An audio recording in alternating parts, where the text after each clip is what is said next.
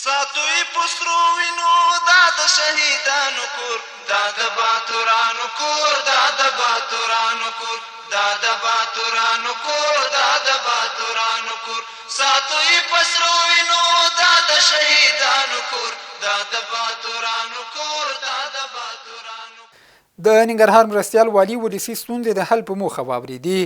د ننګرهار مرستیال والي مولوي غلام الرحمن حیدري د جلالاباد ښار او ولسوالیو ګڼ شمېر ولسي وګړو ستونزې غوښتنې او عریضې د حل په موخه واورېدي او اړونده ادارو ته د قانوني اجراعاتو په موخه راجع کړي.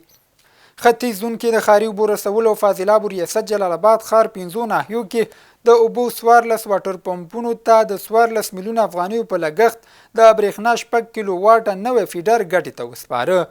د مسؤلینو په وینا دې سره به 11,000 کورنۍ پاکو صحي اوبو ته لاسرسی پیدا او د اوبو برخه کې د برېښنا د نه شتون له امله شته ستونزې حل شي. ننګرهار کې 120 کورنیو سره د هګیو چرګانو لپاره د خوراکي مرسته وشوه. د ننګرهار اقتصاد ریاست په هڅو وای وی او موسسې له لوري په کوز کونړ ولسوالۍ کې 120 کورنیو سره د هګیو چرګانو لپاره د خوراکي مرسته وشوه چې هرې کورنۍ ته 120 کیلوګرامه خوراکه ورکړل شوه. او ننګرهار کې د کانګو ناروغۍ مثبت پیښو سره سم وقایوي تدابیر زیات شول. ننګرهار ولایت کې د کانګو ناروغۍ 2 مثبت پیښو سب سره سم کرنې ریاست له لوري د درملو شیندنه او نور وقایوي تدابیر زیات شول.